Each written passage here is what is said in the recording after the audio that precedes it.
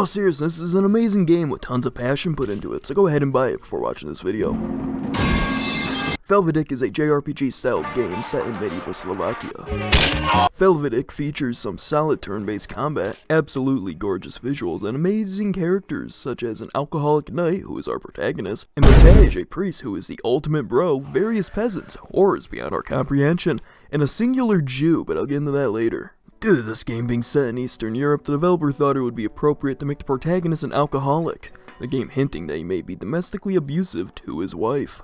Distant castle is set aflame, and Pali reports to Joseph, the lord of the castle, in which Joseph tasks Pelov with investigating the situation. Before venturing out, Joseph wants us to find a priest named Matej to tag along to watch over us in our depressed state. Who is Matej? Why, he is the best character in the game. He is an absolute bro. Sure, he holds disdain for Pelov for his alcoholism and will initially seem hostile at first, but you'll grow to really enjoy this guy's company. Hey, Pali. You enjoy partaking in the consumption of alcohol? Yeah, I do. Little bitch. What?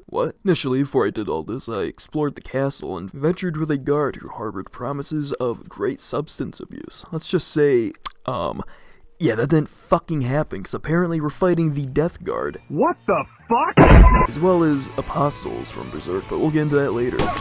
Immediately, I get into a fight with the quartermaster because he decided to talk shit, and I thus unlock the ability to purchase arms and armor. Already, we are off to a great start. While exploring the castle, we find an artifact that Matej believes has some sinister origins, along with a purple seed. Shortly before leaving, we're attacked by men cloaked in purple hoods. Greetings! I pardon thee to lend thine ears in regards to our religion. Yeah, sure, who do you worship? An elven baddie. Not really interested, sorry. Heresy! Oh, fuck.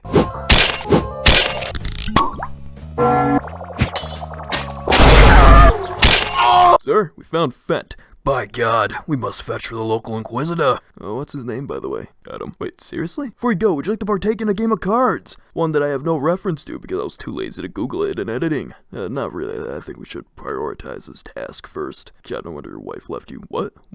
Pali sees his wife and begs her to come back. However, a girl boss is gonna girl bitch, and she girl walks her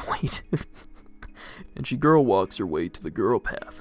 The fact that I conjured up that sentence on my own volition proves that I am mentally ill. The messenger reveals that Paula told him to meet her behind the castle before giving him a drink that is clearly causing the man significant pain in his stomach. One fetch quest later, we alleviate Jansi's, the messenger's, pain and follow a trail of ash that he leaves.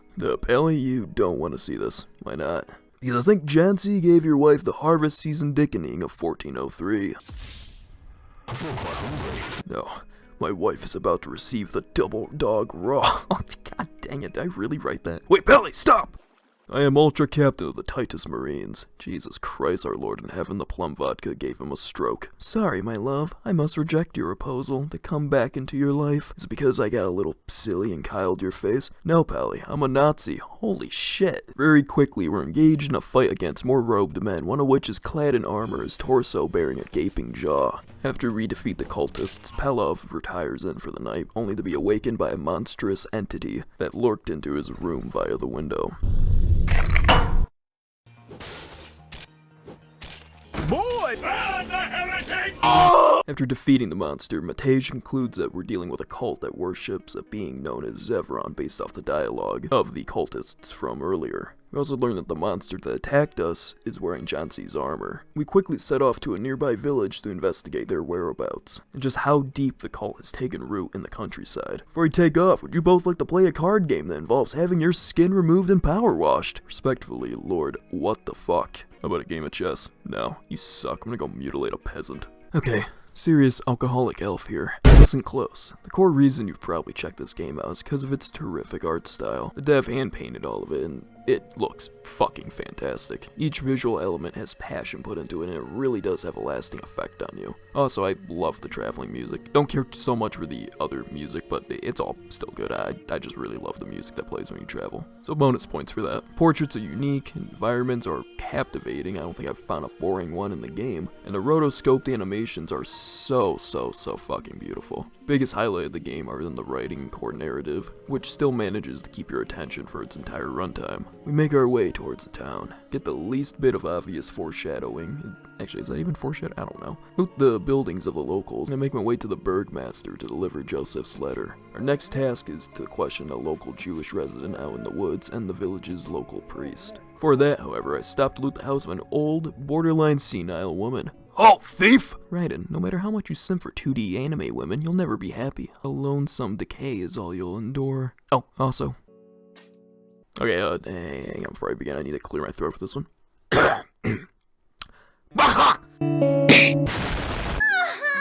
I honestly don't know what that means. We're girl bosses. I can't help but commit acts of grand larceny. I hope you understand. Did you say we? No, you absolute troglodyte. I said we're. Who's we're? Защитники Монолита! What the hell happened to you two? Good fellow, we were beset upon by loathsome gaslighters, gatekeepers of this grand land of Arthine Pine. Pelly, what the fuck are you talking about? We were robbed. You're an idiot. We borrowed the Burgmaster's dog and set out to find the thieves. The fight with Ida and her gang isn't an easy one. You'll most likely lose like I did, and before she can finish you off, you're attacked by cultists. Having no choice, Ida arms you, and together you fight off the attackers. Sadly for her, her entire gang is wiped out. She laments her fallen comrades, and we take our leave to continue the search for the Jew and the priest. We also learned that the monster who attacked us was one of Ida's friends that consumed the same liquid that Chauncey was given. Safe to assume the cult is trying to funnel this product to many of its followers to create powerful monstrosities to recruit into their forces. I imagine they are being derived from these seeds. Once that ordeal is handled, I go off into the woods and I climb a plum tree to assist in helping this chill-looking dude collect enough to ferment them into alcohol. Hey, how you doing? It's Future Kobe here. Yeah, spoiler alert, that does not say plum. Pavel, what the hell are you doing? Searching for the hose, right? Matej. Ah! I locate the one and only Jew in the game, and Matej brings up the options to locate a third-party member, face off the bandits with just the two of us, or try to use the plum monster from earlier to scare them off. I picked the third option, but before doing that I head north into the woods and locate a body that contains a petard. Back at the church courtyard, we actually got a quest to locate this man, so I go back and I inform him that his employee is no longer alive, and we're rewarded with another petard. It's basically dynamite.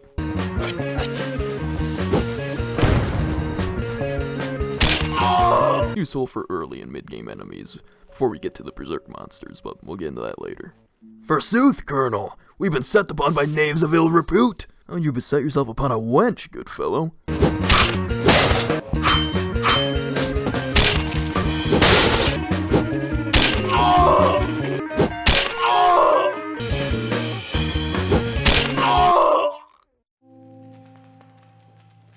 We learned that the Jew had dealings with the cult, giving us a way to identify them via their purple uniforms. This implies that someone wealthy has to be funding them. The plot thickens. Your artistic skills doth give upon you substantial merit. May I depart with thine canvas? Yeah, sure, can you give me some money for it? I will fucking gut you, dork. Aye. Find the priest within the village brothel. He and Matej get into an argument. Matej thinks that lying with prostitutes as a man of his stature is a grave sin and sets a bad example to those who look up to him. The priest retorts, "Let my ass be pure." He follows up by opposing Matej's argument, saying that it is an affront to God if one tries to judge or direct another's free will. Yeah, well, this results in the priest challenging us to a fight just to retreat to his own church with 2 hired men. Despite the fact that the priest agreed to a fair fight, he cannot violate the terms of a fair fight if it never takes place. He's got us there. So anyway, we mop the floor with his guards, and 3 of them retreat into the forest. Not gonna lie, that entire exchange, especially with the priest and Matej arguing, was a very fun encounter to witness. This game is littered with these engagements, and I love them. Follow the 3 into the woods, and Pally suggests that we leave the 3 to their own devices, having already obtained the knowledge about the cult's movement within the town, in both trading the seeds and recruiting its younger residents. Before we turn in for the night, I decide to scare the ever-living shit out of them and steal their nutmeg liquor. The following scene is actually quite heartwarming. Pavel confides in Matej, telling the priest that he enjoys his company because it distracts him from being left alone with his own thoughts. Matej questions Pavel's intense alcoholism and why he indulges in such a vice, and here we learn that Pavel was taken captive by the Turks during the Battle of Kosovo. He was about to be executed via beheading before being saved by a cannon blast. He escapes, but the mental strain is, of course, everlasting. Pavel suffers PTSD from the event and drowns his mind in liquor in order to cope. Despite most of this game having humorous writing, it does feature some moments of sincerity. I think now is a good time to discuss combat. Typical RPG Maker JRPG fashion, it is turn-based. Can't really build a certain character in any way aside from more defense or damage. The only other exception is Matej, who acts as the party's healer. However, combat is designed well enough that you'll actually have to think before you act. You'll take into consideration which items to use, enemies to prioritize, and specific abilities that work better against specific enemies. It isn't the most in-depth, but I like it. It's simple and it works. Fun enough to be a casual experience, but not too easy or too difficult. Overall, it is a welcome addition that complements the game's pacing. Next morning, we locate 2 cultists. One is being drowned by Hussites. I decide to help them and act as if we want to join their sect. Infiltrating the ranks of the cult, we are given our first task: to locate a lewd painting that the Lord keeps within his chambers. I am not joking about that, by the way. They literally want it.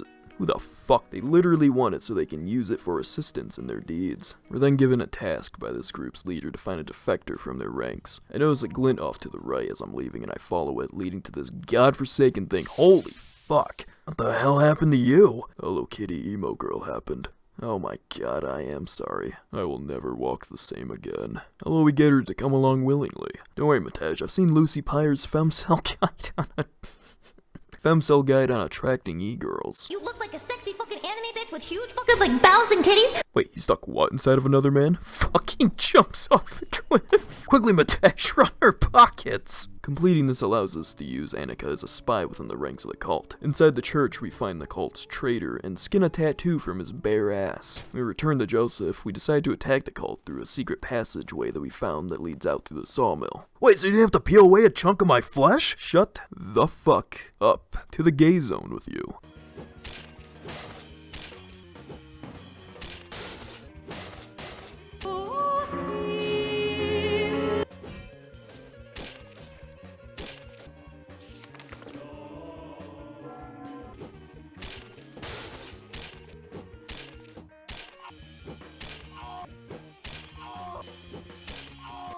After we wipe out the guards, Ignac, one of their leaders, ingests poison. Matej is able to decipher the letter that implies a political scheme in the making, suggesting that the cult is simply a guise for something grander. Travel to the tavern to meet with a man only known as Rot in the letters, the sole financer of the cult's operations. Our efforts in recruiting Annika works out because we learn that there will be an assassination attempt tonight on Joseph. We plan the ambush, slaughtering the heretics in the name of the Golden Throne, and we backtrack to the tavern to see if Rot still remains. Okay, I have no idea what happened because I zoned out reading the dialogue, but Matej is for some reason wearing Polly's armor and vice versa, and gets his shit rocked by a man named Merrick. Ah yes, Farmer Boy Griffith, taker of cocks. Pavel passes out from drinking too much, and when he descends the stairs, he finds a tavern to be absolutely ravaged, bodies strewn about on its first floor. Matej is abducted due to the cultists mistaking him for Pavel, and Paula comes to dispose of Pavel herself once she notices the mistake of the other cultists. They embrace, but girl bosses are gonna girl boss. So Paula fucking stabs Pavel. Merrick thinks Paula's cheating on him, for some reason I guess, so they have a fight with some random ass demon that they brought to life that joins the attack against Paula, and she is thus kicked out of the cult's ranks.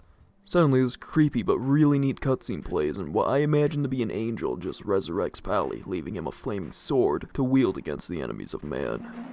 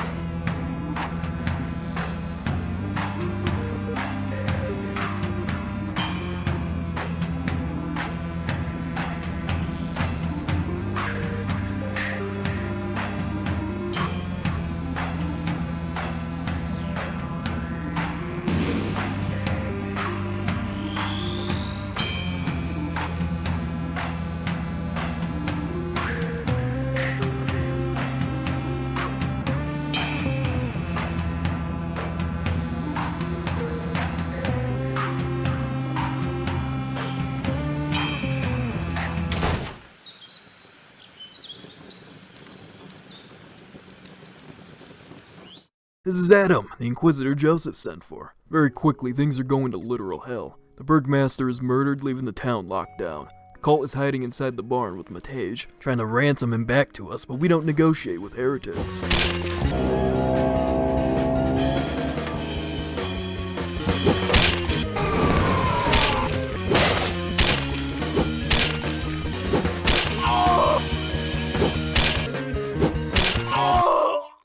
Reunion is sadly cut short when Joseph brings news that the village has been besieged by the cultists.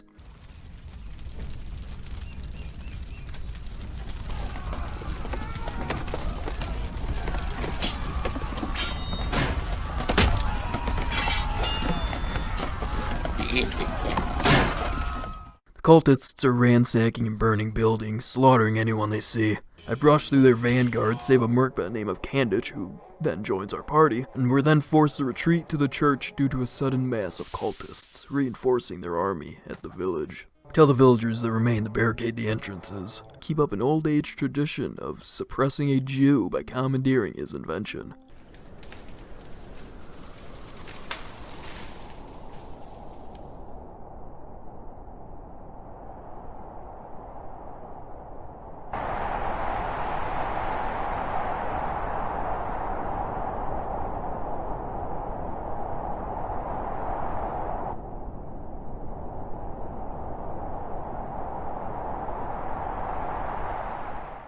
We land inside the castle and make our way through. It's here we face off with one of the first bosses of this game. A demon named Ahriman attempts to make a deal with Pally. In exchange for freeing him from the shackles of the cult, Ahriman offers to wage Armageddon onto the Turks. Fortunately for him, we don't just not negotiate with heretics, but neither do we negotiate with the literal spawns of hell.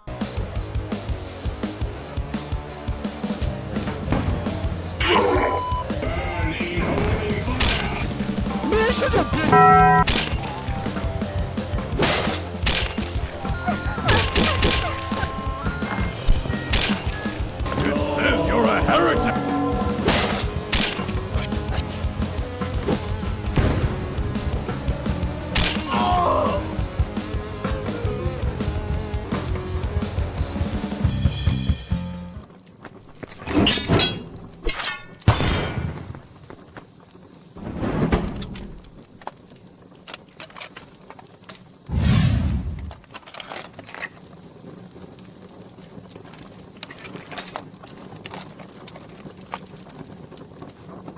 Once we defeat Ahriman, we obtain his cursed sword. We don't get to use it, sadly. And Matej points out a picture on the wall that depicts a statue in the church. Our group recognizes this statue that looks similar to Jansi's monster form. We go back to the castle so Adam can do an autopsy, and then we procure whatever the fuck this thing is, and we finally make our way back to the church, unlocking the gate and venturing down to finish off the cult once and for all. Fight my way through this giant green mouth that exits a door, and inside we find this game's equivalent of the Eclipse.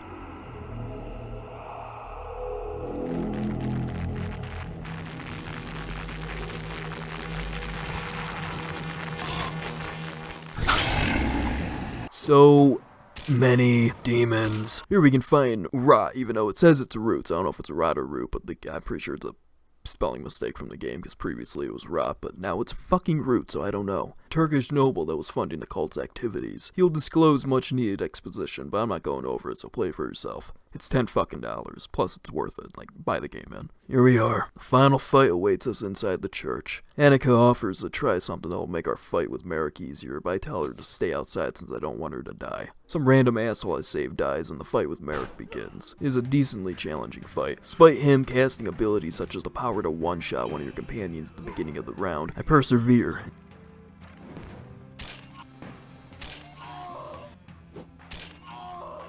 And deal a final blow to him.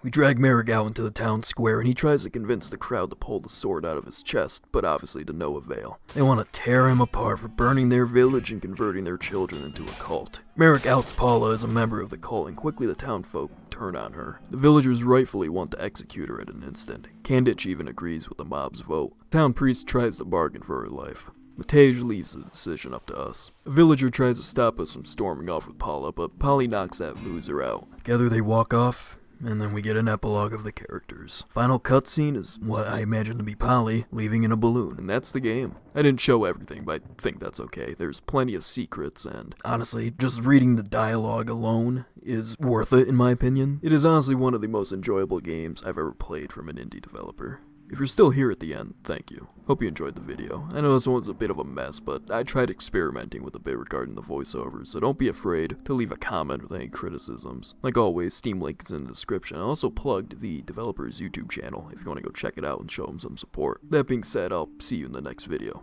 Peace out.